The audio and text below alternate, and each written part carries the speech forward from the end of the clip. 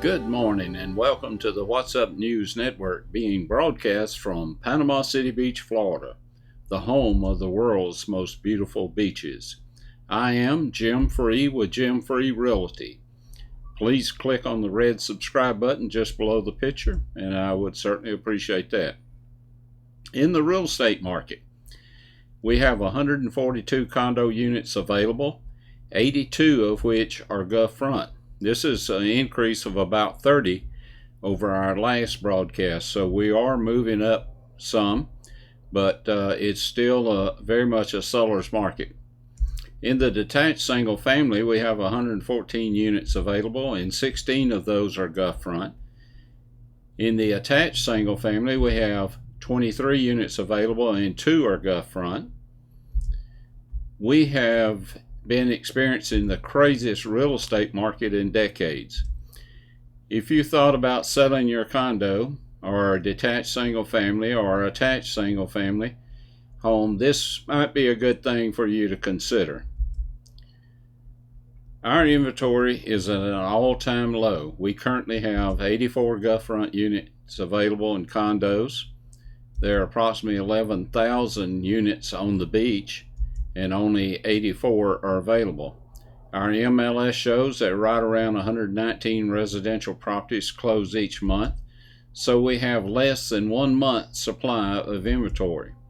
We have been getting around 120 new listings per month. We need a 6 to 8 month supply of inventory to have a balanced real estate market. And anytime we have more than 8 months supply, then it becomes a buyer's market. So you can see we're right now in one of the strongest sellers markets that I've seen in my 40 years in the real estate business. Interest rates are still at an all-time low. Most economists are predicting an increase in interest rates this year to curb inflation. When rates increase by 1% or 1 point, a borrower typically loses 10% of their loan qualification. In other words, if rates increase by 1%, a borrower that previously qualified for a $400,000 loan would now only qualify for a $360,000 loan. Low interest rates are driving home values up. As rates increase, there will be some market correction in home values. The Biden administration has been floating the idea of raising the capital gain tax to 43.4%. The rate currently is 15 to 20% depending on what tax bracket you're in. If your home has been your primary residence for 2 of the last 5 years, you don't pay any capital gains when you sell your property. However, if your Panama City Beach property is not your primary residence, you would be subject to capital gains tax unless you did a 1031 tax deferred exchange. Selling your investment property before an increase in the capital gains tax could be the difference in keeping thousands of dollars in your pocket. The writing is on the wall. If you thought about selling, now is the time to act. Our job is to help you navigate this crazy real estate market and to protect your wealth you've created through the real estate ownership. Give us a call at 850-890-9250 to discuss how to maximize the value of your real estate investment.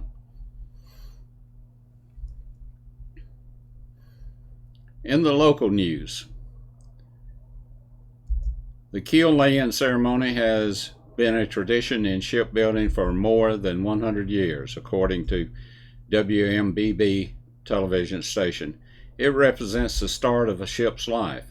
Monday, the Eastern Shipbuilding Group hosted that ceremony for the United States Coast Guard offshore patrol cutter Chase.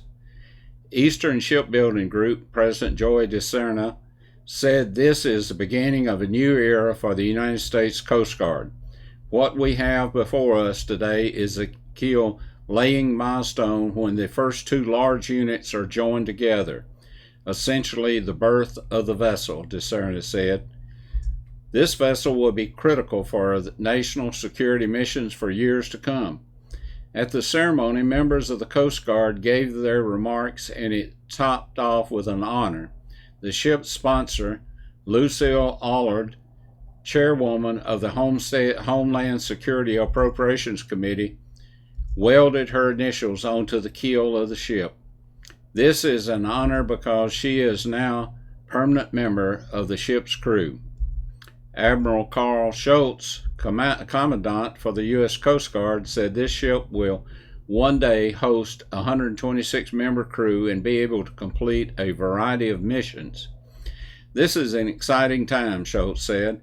This is the backbone of the Coast Guard recapitalization effort for offshore interest, and really, when you think about it, what these ships do, they protect our national sovereignty interest across the globe. The ship is expected to be ready and on the water in about a year.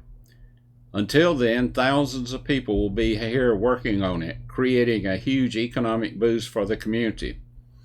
It will transform our economy, and it will bring our industrial base to where it really needs to be, diversified the economy away from strictly tourism, but also with heavy industry, Desantis said. Chase is one of the 2 Coast Guard ships currently being built at the Eastern Shipbuilding Group. A third will come soon. It will be a great asset for the Coast Guard, and it's going to live the Coast Guard fleet from 40 years or more, Desantis said. In the state news, and this report is from WMBB TV, for more than a year, people across Florida have received economic assistance while unemployed. But as the COVID-19 positivity rate goes down and the vaccination rate goes up, the amount of assistance residents receive is changing. On Monday, the Department of Economic Opportunity announced Florida will no longer participate in the federal pandemic unemployment compensation program. We do feel that this is going to motivate a lot of individuals to get back to the workforce, said Brittany Rock, Career Source Gulf Coast Communications Director. This means those receiving reemployment assistance will no longer receive the additional $300 weekly. FPUC payment come June the 26th. Governor Desantis says it's time to re-enter the workforce. I am confident that with almost 500,000 job openings, people are going to be able to get a job and get back to work, Governor Desantis said. Career Source Gulf Coast echoes the governor's sentiments. Even with our own region, we currently have over 2,000 jobs posted in April. Along that, we're trying to fill. It is time for folks to get back to work, and there are a lot of people wanting new employees back. In the national news, after 65 years of marriage, a Tennessee couple is now spending eternity together. Charlie Ray and Martha Jean Harris both ended in the hospital for different reasons, and just minutes apart, they peacefully passed away while holding hands.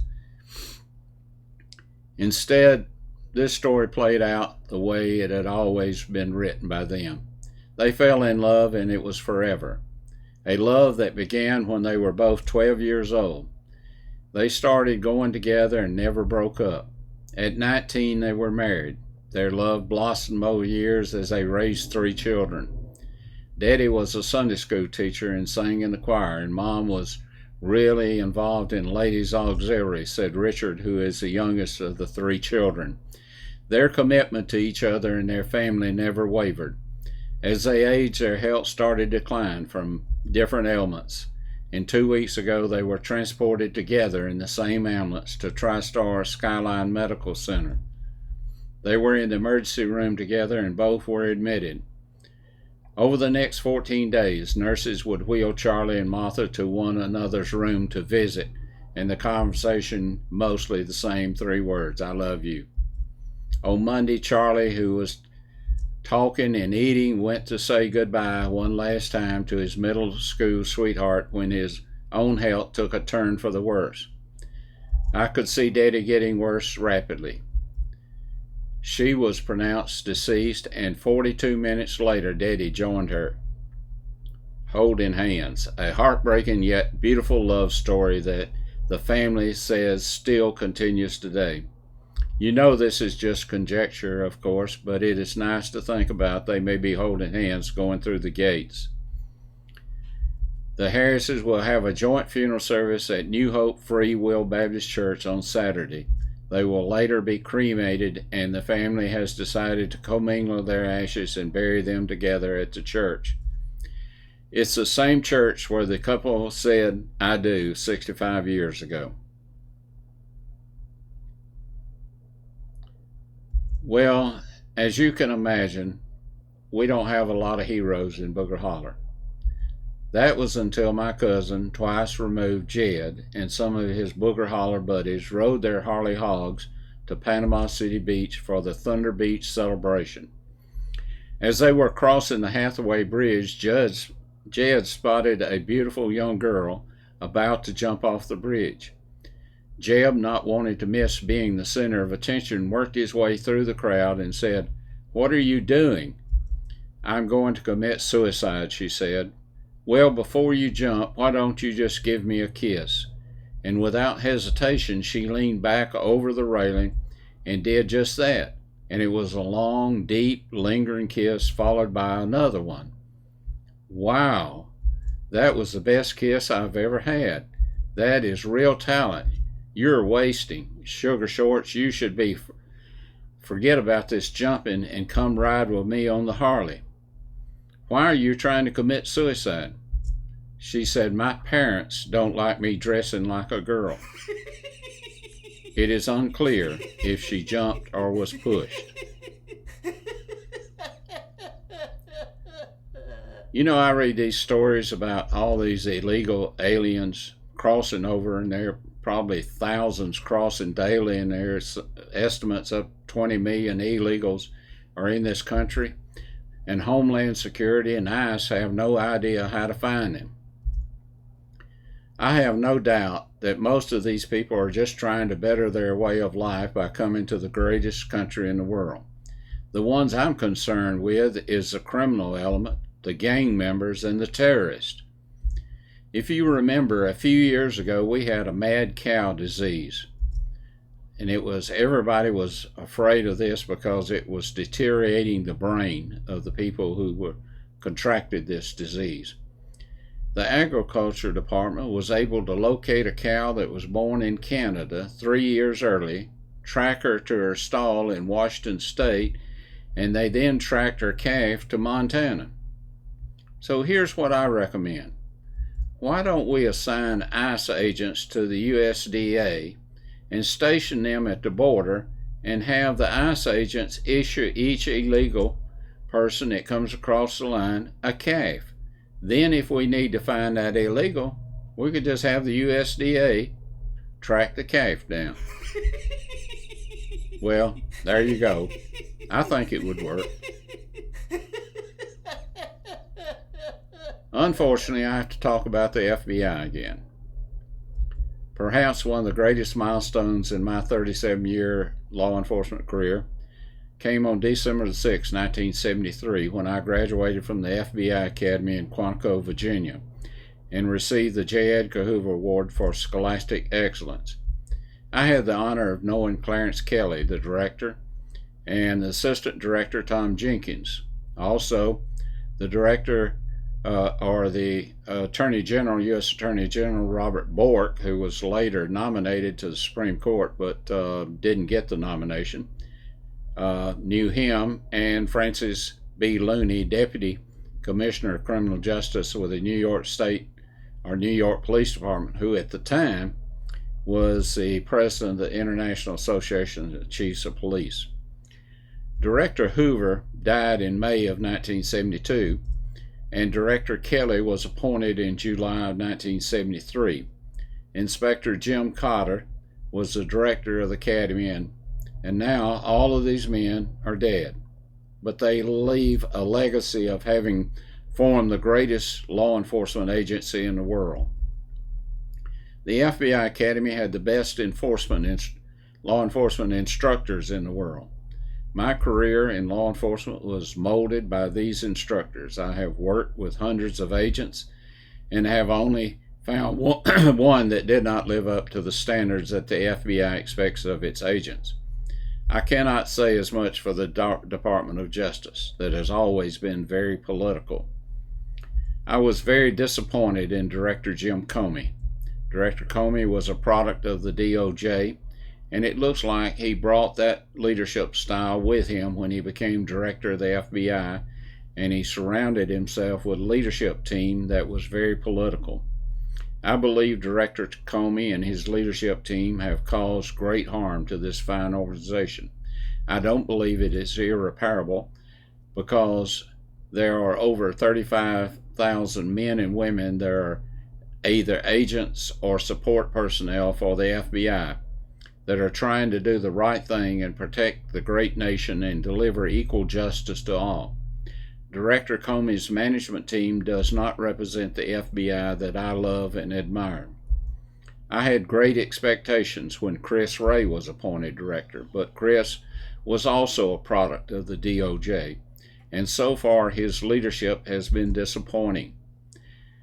The Office of the Director of National Intelligence recently declassified a November 2020 opinion memo raising concerns about the FBI's apparent widespread violation of the Foreign Intelligence Surveillance Act, or FISA. Department of Justice Inspector General Michael Horowitz, December 2019 report showing abuse of the FISA process to illegally spy on members of the Trump campaign. The report reveals 17 errors and omissions and 15 incorrect points used as basis for the surveillance. Director Wray previously said the FISA warrant obtained against Carter Page wasn't justified, and he promised to reform the system. Director Wray, you have the opportunity to restore the reputation of the FBI, and you owe that to the American people and to the 35,000 employees of the FBI. Director Wray, even a blind squirrel can find a nut every once in a while, and I expect more from you. Clarence Kelly and Louis Freeh are the only directors that came up through the ranks of the FBI. Louis Freeh started his career with the FBI and later worked for the DOJ and was appointed a federal judge by President Bush and was later appointed director by President Clinton. Clarence Kelly started with the FBI in 1940 and retired in 1961 and became the chief of police of the Kansas City, Missouri Police Department. He was appointed director in 1973 by President Nixon. We're seeing a lot of strange things go on in our country and around the world, and it's kind of interesting to see some of the things that are brought up that seem to have some relationship to things in biblical times. I was reading an article by Rabbi Jonathan Can, and he says, "Is there a mystery that lies behind the events that have shaken America, from the storming of the Capitol Hill to right now, that lies behind the forces that are transforming our nation before our eyes? What does it mean, and where is it going?" Can has have found remarkable parallels between biblical stories and current events that he believes are a divine warning to the nation. He led a massive gathering on the National Mall last September calling for a return to God. Later, he urged Americans to pray and to fast on Election Day, warning the nation was standing at crossroads. In his prophetic message, he begins by making it clear he is neither endorsing the Capitol riot nor attributing blame. His aim is to show the remarkable prophetic template behind the event related to the Temple of Baal in the Bible and what it signifies for the new administration and America's future. He sees a continuation of the mystery in his book, The Paradigm, the ancient blueprint that holds the mystery of our times. Can explains he's not saying that the scriptures predict the leaders of our day, but that there is a pattern or template that has been repeated itself in history. God can use those templates to speak and give revelation, he said. The template is of a nation that once knew God, but is rapidly falling away from him and heading ultimately for judgment. He lays out the many remarkable similarities with recent presidents, Bill Clinton, Barack Obama, and Donald Trump, and particularly ancient kings, arguing that they are prototypes. All of these parallels are much more are recounted in Can's book, The Paradigm. But what is new are the events that transpired this year. The temple of the American public, the U.S. Capitol. He notes that in its halls is a quote from the time of its construction. We have built no national temples, but the Capitol. What happens inside a nation's temple when it turns against God? On January the 4th, he recalls the opening prayer in Congress was offered to a pagan god, Brahma, the four-faced god of Hinduism. That week, he notes the Democratic Party began presenting arguably the most radical agenda in American history, an agenda that, as with the Temple of Baal, contained sexual immorality, being a shrine, the oppression of God's people, the encroachment of religious liberty in the form of the Equality Act and other legislation, and the killing of unborn that has never been championed before. He says on January the 6th, the Democratic Party sealed its power in Congress when 2 Senate races in Georgia were called, and later that day the election of a Democratic presidential candidate, Joe Biden, was certified. That's when the next mystery of Paragon occurred, he said. Can, who sees Trump as a prototype of King Jehu, who cites 1 Kings 10, in which Jehu calls for solemn assembly, calling people from all over the nation to gather in this capital city. On January the 6th, he says the template manifests in 2 gatherings. One is a gathering called for by the president, Can says. The other is going to take place inside the American temple in the gathering convened by law and leaders. There are a lot of interesting things going on in our country and around the world. No one knows when the Lord will return, but we know He gets closer every day. Fear not if you're a Christian. If you're not a Christian, you need to get ready. I hear some people say they think they're not good enough to be saved by the Lord. Well, none of us were good enough. But the Lord sent Jesus Christ to take care of our sins, and He died on the cross that His blood would cover our sins. So none of us are good enough, but the price has been paid. You have to accept it, though. Some say they don't want to go to church because it's full of hypocrites. Well, so one more probably wouldn't make a difference if you join. And some say they're looking for the perfect church. I don't know if there is such a thing, but if you find it and join, it will then become imperfect, because none of us are perfect. Until we meet again, may God bless you, your family, and this great country that we live in.